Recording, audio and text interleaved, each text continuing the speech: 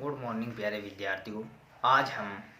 जो BCom part third में जो मुद्रा के अपन ने अभी तक विशेषताओं और इनके महत्व के बारे में जाना है, तो आज हम इससे आगे एक आदर्श मुद्रा या श्रेष्ठ मुद्रा जो होती है उसमें कौन कौन से गुणों का समावेशन होना चाहिए कि वह देश जो जिसका मुद्रा का उपयोग कर रहा है उस मुद्रा का मान किस तरीके से आदर्श हो सकता है, उसमें क्या क्या गुण होने चाहिए, उसके बारे में अपन आज विस्तार से अध्ययन करेंगे, जिससे अपन जो मुद्रा उपयोग में ले रहे हैं उसकी गुणवत्ता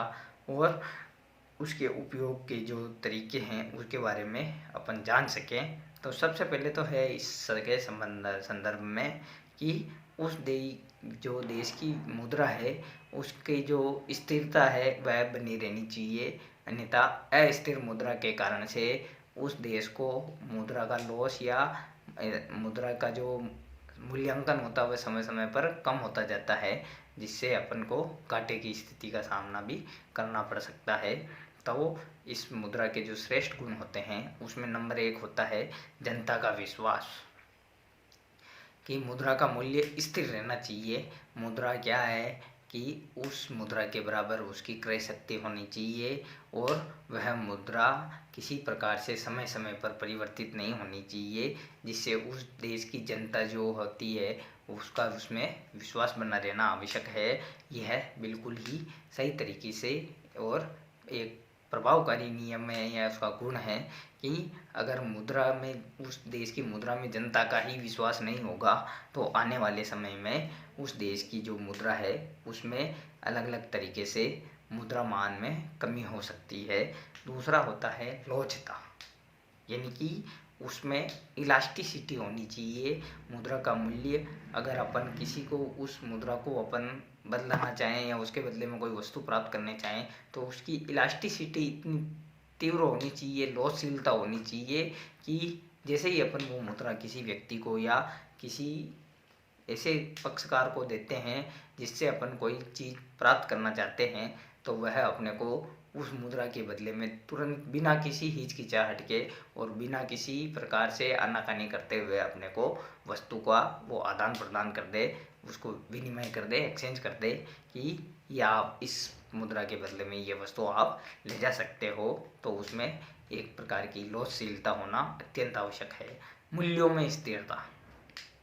जैसे 50 रुपये का मुद्रा का नोट है तो उसकी स्थिरता 50 रुपये के बराबर ही होनी चाहिए। ऐसा नहीं हो कि जो 50 की नोट है उसको अगर अपन एक साल भर तो 50 के रूप में माने और जैसे ही अपन बाद में उसको ले जाते हैं तो हो उस जो दुकानदार है या पक्षकार के द्वारा ये नहीं कहा जाना चाहिए कि ये तो 40 रुपये ही है। तो उसकी जो स्थिरता है वह बनी रहनी चाहिए, उसमें किसी प्रकार की कमी नहीं आनी चाहिए। मितव्ययिता,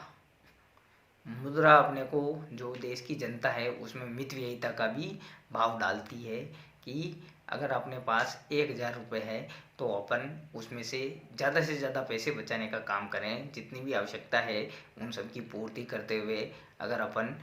1000 में से 1000 खर्च नहीं करते हैं उसमें से 700-800 रुपये ही खर्च करते हैं तो इससे अपने में बचत की जो प्रवृत्ति है वह जागृत होती है। तो एक तरीके से ये लोगों में मितव्ययिता या फिजूल खर्ची रोकने का काम करता है, ताकि वह जो अपनी छोटी छोटी बचतें हैं उन बचतों को एक निश्चित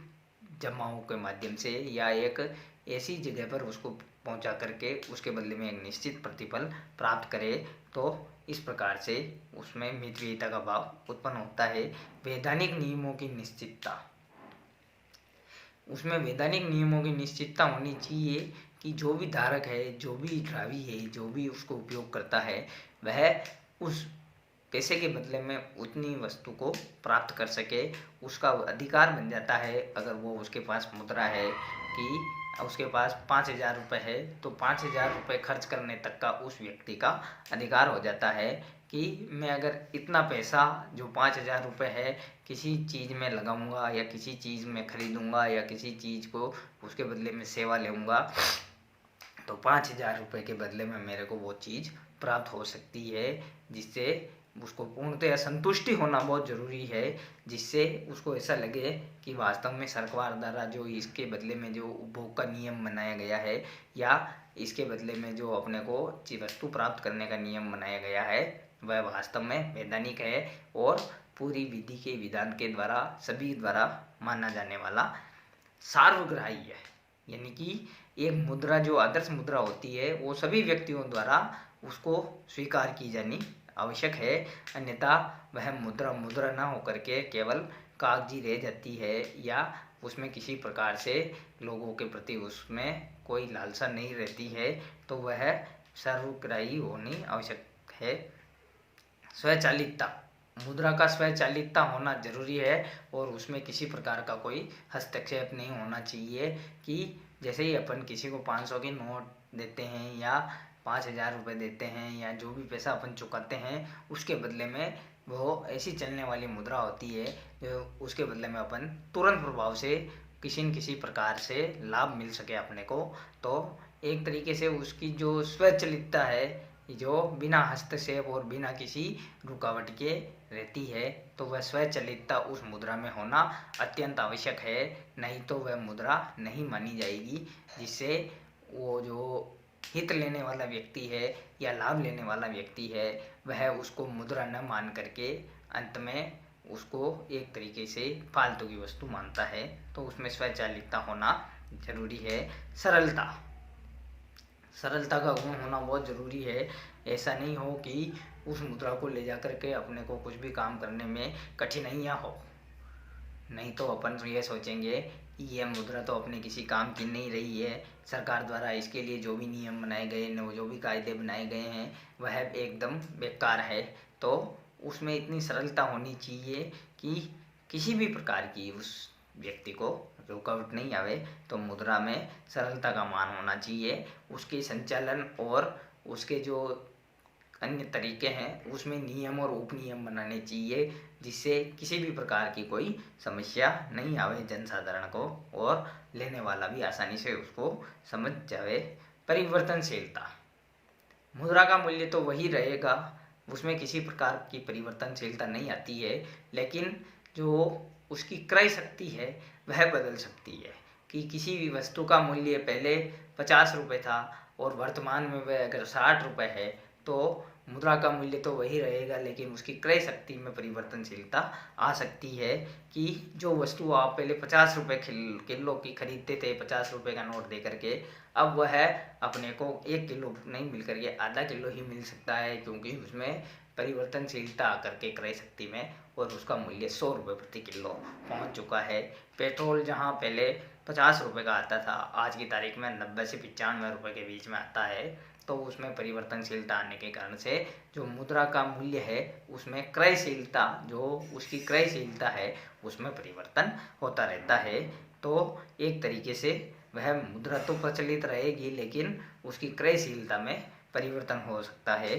तो एक तरीके से यह परिवर्तनशीलता के रूप में जाना जाता है। टिकाऊपन, यानी कि मुद्रा का मूल्य टिकाऊपन होना चाहिए कि 50 रुपये का